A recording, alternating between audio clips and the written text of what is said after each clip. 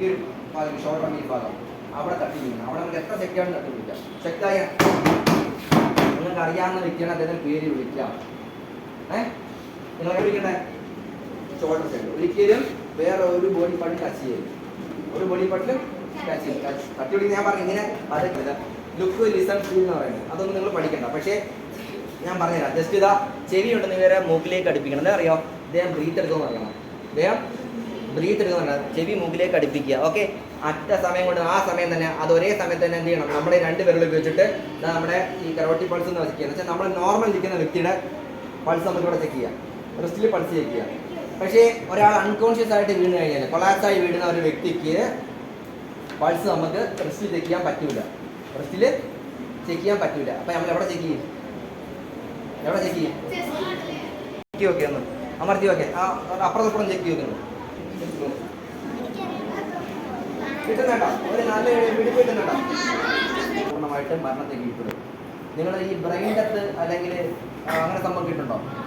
അവയവദാനം ചെയ്യുന്നു, brain death സംഭവിച്ചു. നമ്മൾ ഈ അടുത്ത് 1 മാസം ഇടയ്ക്ക് കുറേ സംഭവം ഉണ്ടായിരുന്നു. ബ്രെയിൻ ഡെത്ത് സംഭവിക്കുന്നു, സംഭവിച്ചു കഴിഞ്ഞാൽ അത് ബയോളജിക്കൽ ഡെത്ത് എന്ന് പറയുന്നത്. ബയോളജിക്കൽ ഡെത്ത് എന്ന് വെച്ചാൽ ഇറിവേഴ്സിബിൾ, തിരിച്ചു വരവില്ല.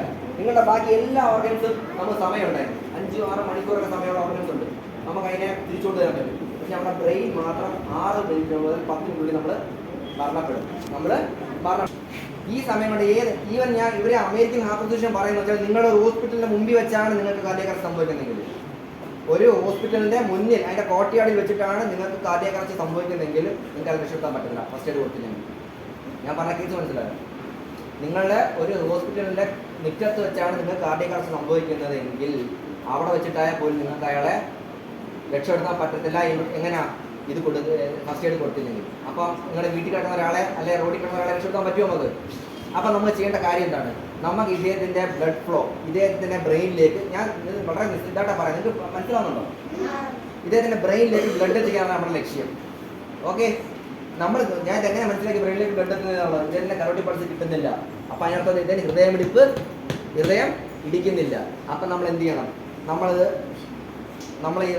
നമ്മൾ ആർട്ടിഫിഷ്യൽ ചെയ്യാൻ പോവുക. ആ ഹൃദയത്തെ നമ്മൾ ആർട്ടിഫിഷ്യലായിട്ട് ഇടിക്കാൻ പോവുക. അതിനുള്ള ഉപകരണം ഏതാ? കൈയ്യോട് വിടാൻ മതി.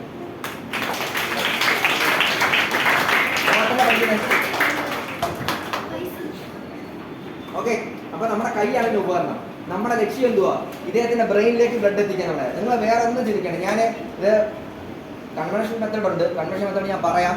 അത് ഇദ്ദേഹത്തെ ഹോസ്പിറ്റലിൽ എത്തിക്കാനുള്ള അറേഞ്ച് ചെയ്യാനുള്ള വണ്ടി എത്ര പെട്ടെന്ന് സെറ്റ് ആക്കുക എന്ന് വെച്ചാൽ അവിടെ വെച്ച സമയങ്ങളല്ലേ. 2, നമ്മൾ ഹോസ്പിറ്റലിൽ എത്തുന്ന അദ്ദേഹത്തിന് ഒരു മെഡിക്കൽ സപ്പോർട്ട് കിട്ടുന്ന വരെ ഇദ്ദേഹത്തിന്റെ ബ്രെയിൻ ലൈവാക്കി എത്തണം. ഈ 2 സ്റ്റെപ്പായിട്ട് പറയുന്നത്. ഓക്കെ, ഒരു 2 സ്റ്റെപ്പ് ഏതൊക്കെയാണ്? ഒന്ന്, നമ്മൾ വണ്ടി അറേഞ്ച് ചെയ്യുക, അല്ലെങ്കിൽ ആംബുലൻസ് ആയിരിക്കാം, നിങ്ങളുടെ വണ്ടി ആയിരിക്കാം.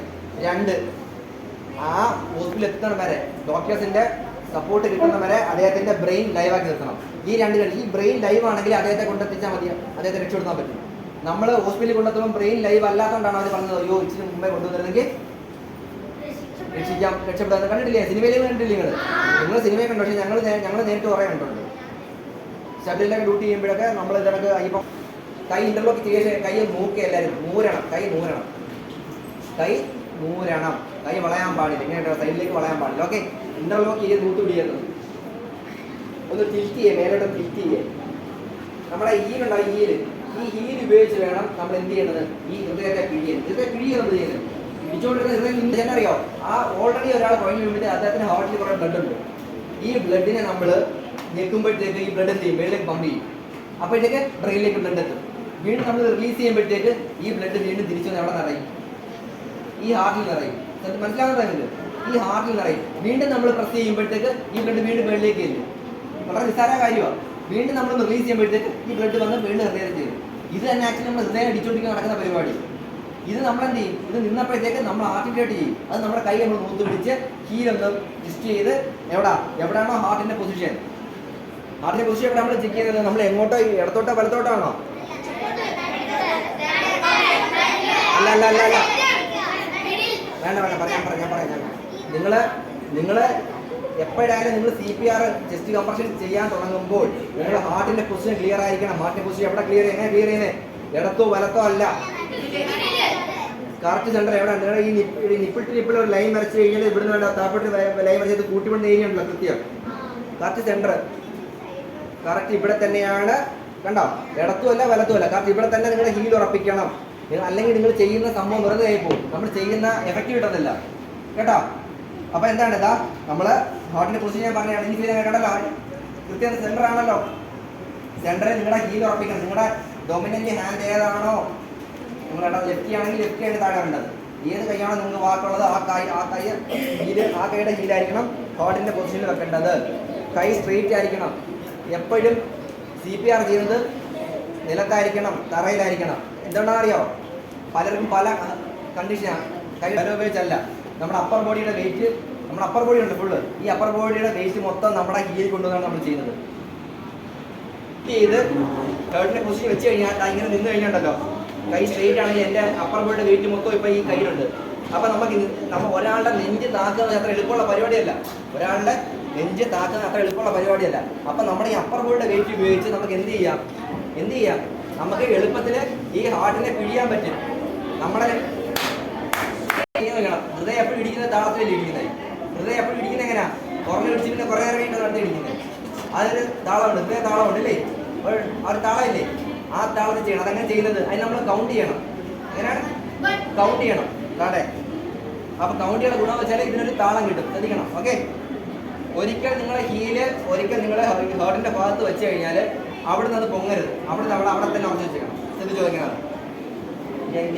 അവിടെ കാണാൻ പറ്റും. 1 2 3 4 5 6 7 8 9 10 എണ്ണിട്ട് ഞാൻ നിർത്തിയതാ അറിയോ. നിങ്ങൾ നിർത്തേണ്ട കാര്യമില്ല. ഞാൻ പറയാൻ വെച്ചാൽ നമ്മളിപ്പോൾ 11 12 എണ്ണല്ലേ. ഞാനീ പറഞ്ഞ 2 സ്റ്റെപ്പാണ് ഉദ്ദേശിച്ചെങ്കിൽ നിങ്ങൾ ഇൻട്രക്റ്റഡായിട്ട് കൊടുത്താൽ മതി, അൺഇൻട്രക്റ്റഡ് കൊടുത്താൽ മതി. അതല്ല കൺവെൻഷൻ മെത്തേഡ് ആണെങ്കിൽ പ്രശ്നമുണ്ട്. അവർ കൺവെൻഷൻ മെത്തേഡ് പറഞ്ഞ എങ്ങനെയാണ്, ആദ്യം 30 ചെസ്റ്റ് കംപ്രഷൻ. ശ്രദ്ധിച്ചു, അങ്ങനെ പറയാം, ശ്രദ്ധിച്ചോണേ. 1 2 3 4 5 6 7 8 9 10 പിന്നെയും 1 2 എന്ന് പറയാൻ ഉണ്ടാവും. 1 2 3 4 5 6 7 8 9 20 കണ്ടോ. 1 2 3 4 5 6 7 8 9 30. കാരണം വെച്ചാൽ ഈ 11 12 എന്നുമ്പോഴത്തേക്ക് നമ്മുടെ ഇതിന് ഒരു എക്സ്റ്റൻഷൻ വരുന്നുണ്ട്. അപ്പോൾ അതിനനുസരിച്ച് ഇവിടെയും സ്ലോ ആവും. അപ്പോൾ അത് സ്ലോ ആയിരിക്കും നമ്മൾ ഇങ്ങനെ എണ്ണുന്നത്. ഓക്കെ, 110 120 130 30 ആയി കഴിഞ്ഞാൽ കൺവെൻഷൻ മെത്തേഡാണ് ഞാൻ പറയുന്നത്. ഞാൻ ഇത് ചെയ്യാൻ ഞാൻ പറയത്തില്ല, പിന്നെ നിങ്ങളുടെ ഇഷ്ടം. നമുക്ക് വേണ്ടപ്പെട്ട ബ്രീത്തെ കൊടുക്കാൻ പറ്റും. അതുകൊണ്ട് നമുക്ക് എല്ലാവർക്കും ബ്രീത്ത് കൊടുക്കാൻ പറ്റും. നമ്മുടെ അച്ഛനോ അമ്മയോ അല്ലെങ്കിൽ നിങ്ങളുടെ വീട്ടുകാരെങ്കിലും നിങ്ങൾക്ക് ബ്രീത്ത് കൊടുക്കാറ് ധൈര്യമായിട്ട്. അപ്പോൾ അങ്ങനെയാണെങ്കിൽ അവർ കൺവെൻഷൻ മെത്തേഡ് പറഞ്ഞാൽ 30 ചെസ്റ്റ് കംപ്രഷന് ശേഷം 2 ബ്രീത്ത് 30:2. ശ്രദ്ധിക്കണേ, 30:2. ഞാൻ ഇത് പറയാൻ വെച്ചാൽ നാളെ കാലത്തായിട്ട് ഞാൻ മറ്റേ പറഞ്ഞിട്ട് നിങ്ങൾ പറയും ഒരു സാറ് വന്നിട്ടൊന്നും പറയില്ലെന്ന് പറയും. അങ്ങനല്ല, 30 ചെസ്റ്റ് കംപ്രഷൻ നിങ്ങൾ കൊടുത്തു, 2 ബ്രീത്ത്, ലോങ് ബ്രീത്ത് എന്ന് പറഞ്ഞാൽ എന്താണ്, നിങ്ങൾ നല്ലൊരു ശ്വാസം എടുക്കുക. ഇതാ എങ്ങനെ ബ്രീത്ത്, നമ്മൾ നോർമലി ഈ കിടക്കുന്ന വ്യക്തിക്ക് നമ്മൾ ബ്രീത്ത് കൊടുക്കാൻ പോയാൽ അത് ഉള്ളിലേക്ക് ചെല്ലത്തില്ല. നമ്മൾ ബ്രീത്ത് കൊടുക്കുമ്പോൾ ഇദ്ദേഹത്തിൻ്റെ ശ്വാസകോശം ഈർക്കണം. അപ്പം അതെങ്ങനെ കൊടുക്കണമെന്ന് വെച്ചാൽ നമ്മൾ നല്ലൊരു ലോങ് ബ്രീത്ത് എടുക്കുക. എന്നിട്ട് ഇദ്ദേഹത്തിൻ്റെ മൂക്ക് പിഞ്ച് ചെയ്യുക. ശ്രദ്ധിക്കണേ, ഈ മൂക്ക് പിഞ്ച് ചെയ്യണം. മൂക്ക് പിഞ്ച് ചെയ്തിട്ട് ഹെഡ് ഒന്ന് തിരിച്ച് ചെയ്യണം. നമ്മുടെ വിൻ പൈപ്പ് അല്ലെ മീൻസ് വിൻ പൈപ്പ് എന്ന് പറഞ്ഞാൽ അതിങ്ങനെയാണ് ഇരിക്കുന്നത്. ഓക്കെ, ഇതിനെ നമ്മൾ മൂക്കണം. മൂന്നാൽ മാത്രമേ നമുക്ക് ഔട്ട് സൈഡിൽ നിന്ന് വായു കൊടുക്കാൻ പറ്റത്തുള്ളൂ. അതാണ് നമ്മൾ സിനിമയിലൊക്കെ കണ്ടുകൊണ്ടായിരിക്കും. നമ്മൾ ജസ്റ്റ് ഈ തല ഇങ്ങനെ വെച്ചാൽ മാത്രമേ നമുക്ക് അകത്തോട്ട് ബ്രീത്ത് ഇത് കൊടുക്കാൻ പറ്റുള്ളൂ, ആർട്ടിഫിഷ്യൽ കൊടുക്കാൻ പറ്റുള്ളൂ. അപ്പോൾ മൂക്ക് പിഞ്ച് ചെയ്യുക, ഇതിൻ്റെ ഹെഡ് പുറകോട്ട് ടിൽറ്റ് ചെയ്യുക. കണ്ട, ഹെഡ് പുറകോട്ട് ടിൽറ്റ് ചെയ്യാൻ മാത്രം. അപ്പോഴത്തേക്ക് ഇതിൻ്റെ എയർവേ ഓപ്പണായി. എന്നിട്ട് എന്താ, ഈ ഇദ്ദേഹത്തിന് ചിഹ്നുണ്ടല്ലോ, ചിഹ്നം ടിൽറ്റ് ചെയ്യുക. അതൊന്ന് താഴോട്ട് പിടിച്ചിട്ട് നിങ്ങളുടെ വേണ്ടപ്പെട്ടവരാണെങ്കിൽ മൗത്ത് ടു മൗത്ത് കൊടുക്കാം.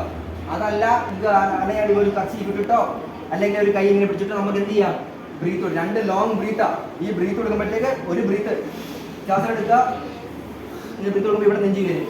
വീണ്ടും നമ്മൾ ശ്വാസം എടുക്കുക, ബ്രീത്ത് കൊടുക്കുക, അപ്പം നെഞ്ച് കയറും. 2 വട്ടം ചെയ്തിട്ട് പിന്നെ എന്ത് ചെയ്യണം പറഞ്ഞത്, പിന്നെയും വീണ്ടും നമ്മൾ എന്ത് ചെയ്യുക, കംപ്രഷൻ കൊടുക്കുക. അങ്ങനെ 1 2 3 4 5 6 7 8 9 10 1 2 3 4 5 6 7 8 9 20 1 2 3 4 5 6 7 8 9 30.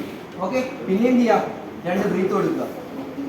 ഇത് ചെയ്യാൻ നിങ്ങൾക്ക് നിങ്ങൾ ഓക്കെ ആണെങ്കിൽ നിങ്ങൾ ചെയ്യുക. അങ്ങനെ 1 മിനിറ്റിൽ ശ്രദ്ധിക്കുക, 1 മിനിറ്റിൽ ഇതിനൊക്കെ 4 വട്ടം ചെയ്യണം. 1 മിനിറ്റ്